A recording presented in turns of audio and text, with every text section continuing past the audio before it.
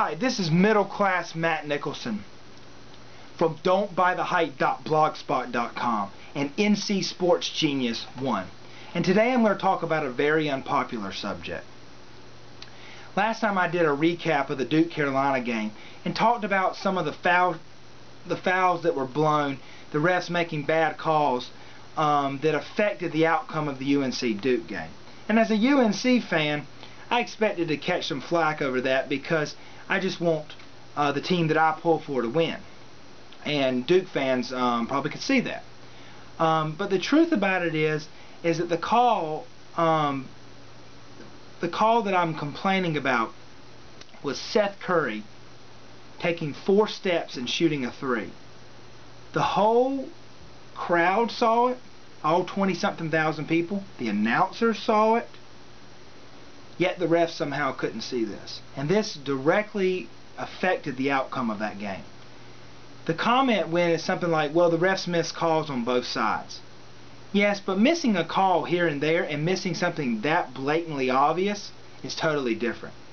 Even the next game that UNC played, when they played against Virginia, there was a travel called and the crowd gave a little cheer, and the announcer said that must be in response to the blown call during the Duke game with Seth Curry hitting that 3.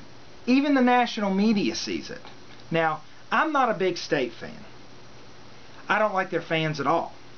And with that said, bigger than a team alliance and who you pull for is right and wrong.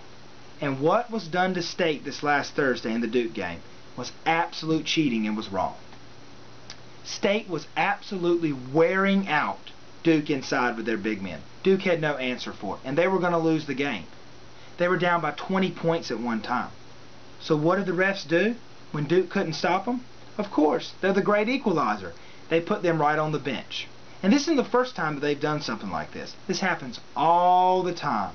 In the second half, the announcers even came out and said, man, boy, the refs are sure blowing their whistles a lot. They must be trying to clean this game up. They weren't trying to clean the game up. They were trying to get State into foul trouble. Duke will come out and say, their fans will, that, oh, well, we had to hit the shots. The refs couldn't hit those. These are D1 players. If you handcuff the State players and don't allow them to be able to play physical defense, then of course D1 players can knock down shots. And that's exactly what happened.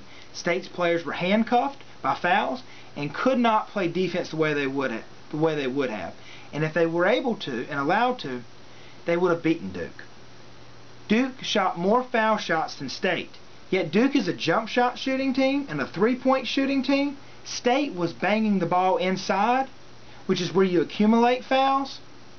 And Duke is always very physical, yet they shot more foul shots. It's very curious. Now, the effects this can have on the ACC are tremendous. A team like State, who's trying to make the NCAA tournament a bubble team, if you will, their hopes can be dashed by a loss like this. They need to be able to beat a top 5, top 10 team like Duke at Duke to be able to get in. So instead of now having 5 or 6 teams that could make the tournament, we might only have 3 or 4. So this really hurts the ACC. Another thing that hurt, this is kind of surprising for me to say, but another group it hurts is Duke. It hurts Duke. By giving Duke a crutch and propping them up with bad calls that help them win ball games, it really does them an injustice when they go to a tournament. Listen to their record over the last few years. These are their Sweet 16 departures. In 2002, they were beaten by Indiana. In 2003, they were beaten by Kansas, and this is all in the Sweet 16. In 2005, they were beaten by Michigan State by double digits.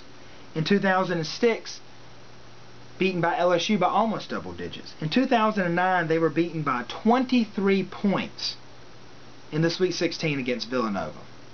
Last year, they were beaten by 16 points against Arizona.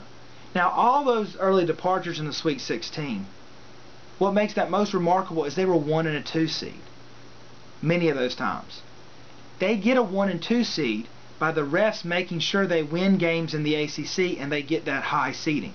And then they go in the tournament, and then the national media says, wow, what an upset. How did Arizona or Villanova blow them out? That doesn't even make sense. because they're not getting the calls. Now, there's a few reasons that no one likes to talk about this.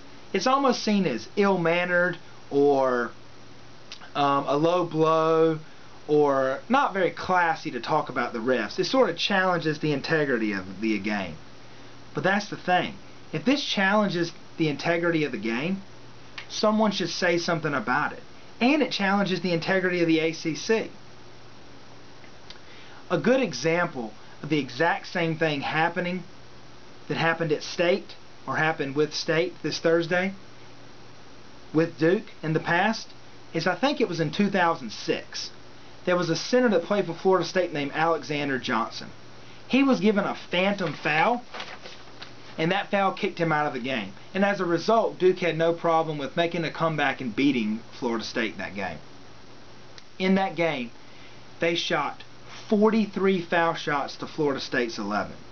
Alexander Johnson was 6'10", 260 pounds, and they had no answer for him. And the refs knew it. And so they took him out of the game to make sure that Duke could win. Now, a lot of people would say, well, what does that have to do with the State game other than the circumstances? Well, the exact same ref at the State game, Mike Eads, was also at that Florida State game. And he, along with the other refs, were suspended because of that blown call and the discrepancy in foul shots. And so that makes you really want to keep an eye on old Mike Eads, because it seems like he might be giving Duke the calls. So it'll be interesting to see how that goes in the future. The same thing with the Florida State game is that when you're in the paint, like Alexander Johnson was doing, like State's big men, that's where you accumulate foul shots. Yet Duke seemed to shoot more foul shots. It's really incredible. Now, some of the reasons why the refs would cheat are, I don't want to get into too many conspiracy theories, but they're very interesting. One I would say is they're just scared of Coach K. He's a very intimidating presence. You can see him yelling and screaming and hollering, getting red-faced on the sideline, and he's always working the refs. Matter of fact, he does not a whole lot of coaching, it seems like, over there. He does a whole lot of working of the refs, and they're scared of him. Now, one theory is that maybe they believe they shouldn't bite the hand that feeds them. Duke is one of the big teams in the ACC that sets the ACC on a national stage. Them and Carolina are the best examples. And so that gives them the exposure to be able to pay the refs. And maybe they want to keep their jobs. And they know someone like Coach K could get them in trouble with the committee if they didn't give him the calls. Now, Coach K himself has talked about getting the calls. He said that he doesn't believe a team should get a calls, but he believes their team, and this is a quote, can earn equity. The ref's job is not to pass out equity.